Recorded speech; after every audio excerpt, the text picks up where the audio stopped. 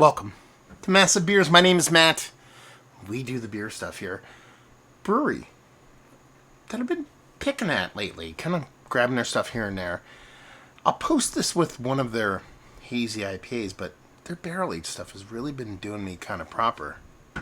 That'd be Bonesaw Brewing. Yeah, brewery I haven't had a ton of, even though they're from New Jersey.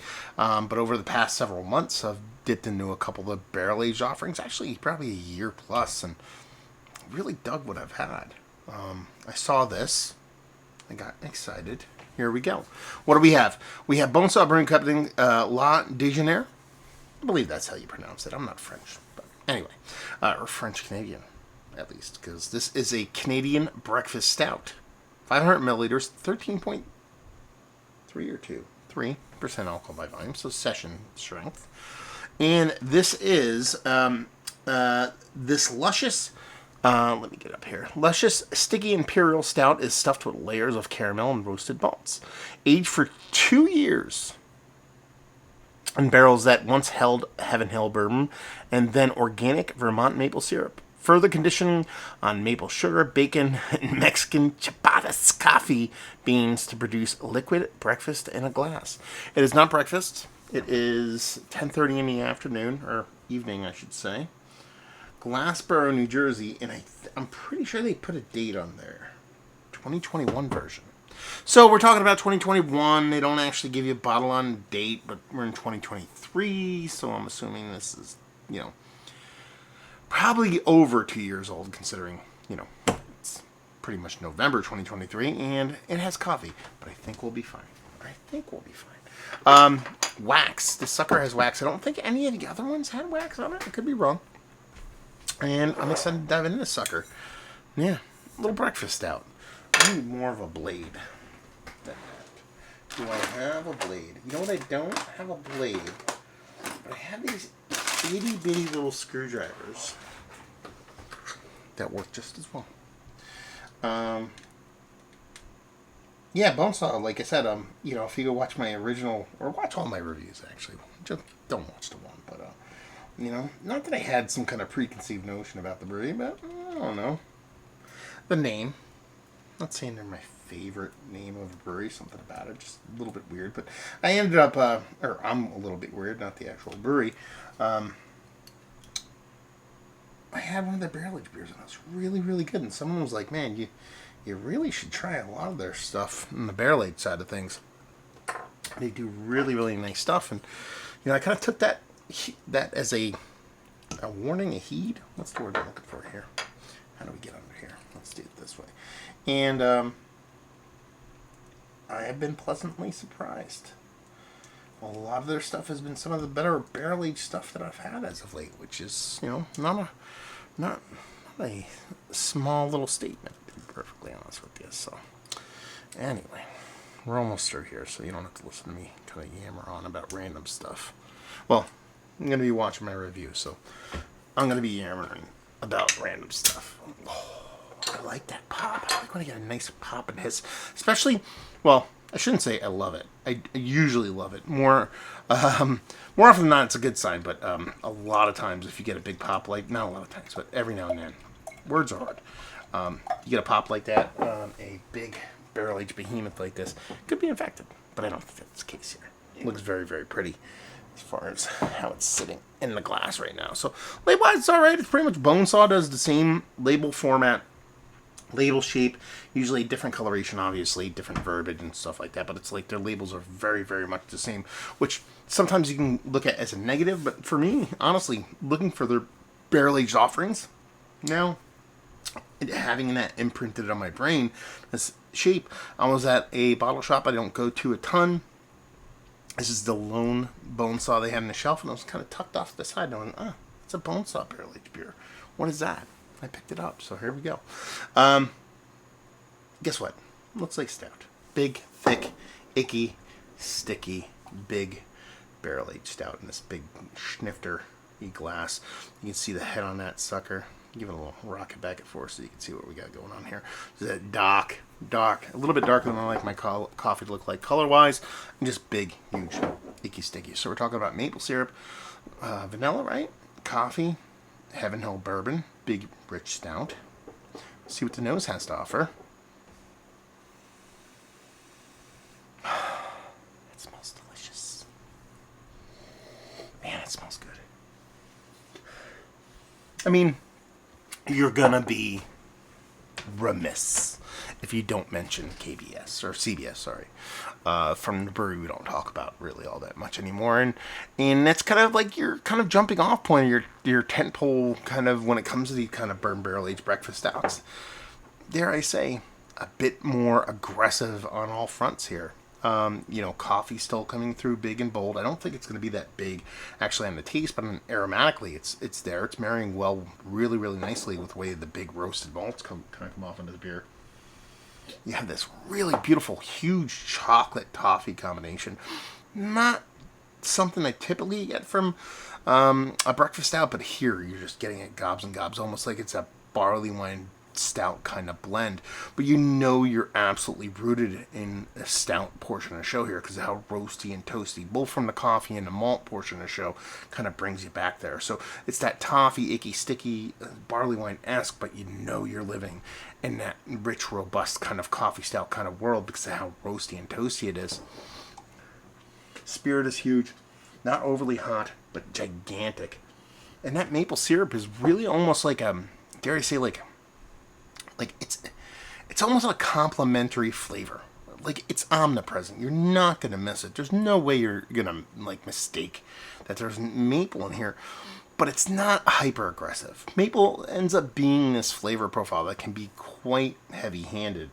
It can kind of just take over a beer aromatically quite a bit, actually, in a taste too. But when it's done in this way, which is purposeful and powerful, but at the same time, lets other things shine. It doesn't just get sweet on sweet on sweet with the, malts and the spirit in the beer. It lets those little bit of bitterings, those little bit of roasties, toasties kind of be part of the show too. I think it's a really cool kind of combination. Absolutely fantastic nose. Let's dive in. Cheers, though.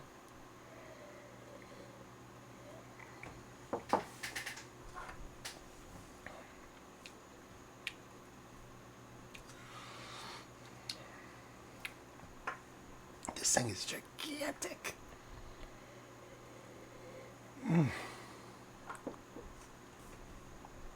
That is a huge, huge beer.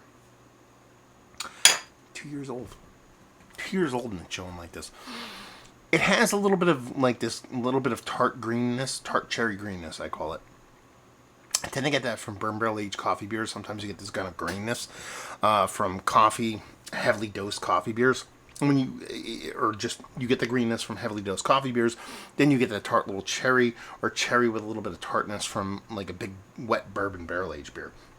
When you marry those together, it's like a big green wet redness. That sounded weird, almost like it should be on Pornhub, but anyway. It's almost like a flavor I'm not a big fan of. That combination of that green and that slightly tart kind of cherry thing. On its own accord. Like on its own, like that's what I'm getting from a beer, and that's the soul thing that's coming from a beer. It's usually something I'm not a big fan of.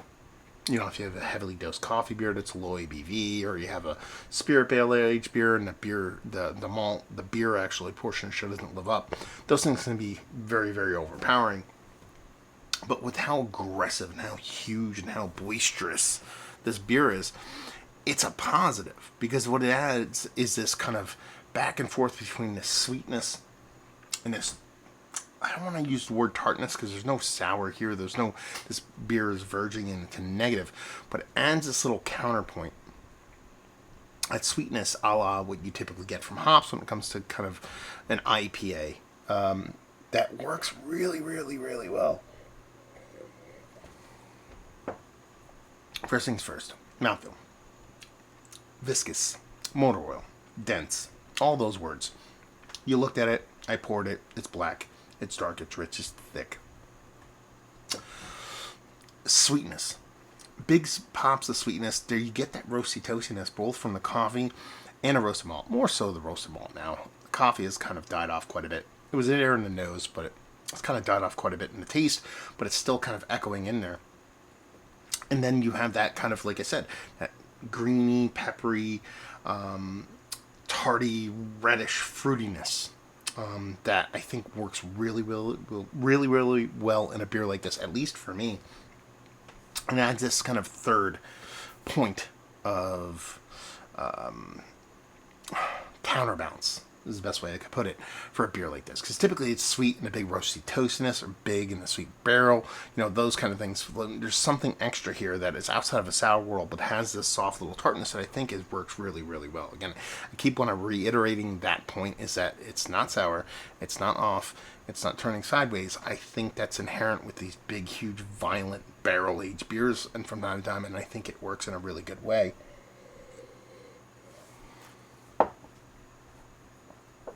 It's delicious. It's very aggressive. And I say that in a positive light. One of the things I guess I would say about the Bonesaw beers that I really enjoyed was this lack of, if I was going to talk negatively, was this lack of just hair on fire. Like, their beers really, the barrel-aged beers are nice, and I liked the way they sat, and everything was very fun, and really my kind of beers. But they lack this kind of violence that I like sometimes in a big, huge, boisterous stout. And you're definitely getting it here. Now, if we're going to talk kind of like, let's talk about the things about the beer that maybe are a little bit different for me, and keep in mind, are a little bit off. Not the word off. I don't know the word I'm trying to use. Negative, not negative points. You know what I'm trying to say. Keep in mind it's 2 years old, minimum. Breakfast stout, maple, coffee. Those are the two things that have kind of washed away on this beer. You drink this blind. I think, definitely on the nose, definitely on the nose. I get both coffee and maple. On the taste, not so much. And that's byproduct with aging. That's going to come with time. But I think one of the better things about this beer is that it's aged past that portion of the beer and still retains something that's very fun. As a barrel-aged beer, as a big, huge, aggressive imperial stout with a nice kind of subtle edge, anti-confectionery, maple-y kind of thing going on with it, it's very fun. Is it a breakfast stout? Still, not so much. But is it a big, huge, 2x4 to the face, hyper-aggressive, super delicious, super fun, aged stout? 100%. So, yeah. I dig this. I dig this quite a bit. This is dangerous beer for me. When you start diving into, these kind of beers from breweries that you are late to the game on, or you just kind of discover, and your beer world is smaller because you have a family and kids and stuff, and you don't live in this kind of barrel aged world. It's fun to find stuff like this. Yeah. Maple sugar, bacon. Mexican Chapadas coffee beans to produce liquid breakfast in a glass. I think it's a big barrel-aged behemoth in a glass, and that does not suck. No, this is really fun stuff, especially as an aged beer. I'm really curious to see what it tastes like fresh, because I think it is just screaming coffee and maple. I just think that has just died off, as time will do to those kind of flavor profiles.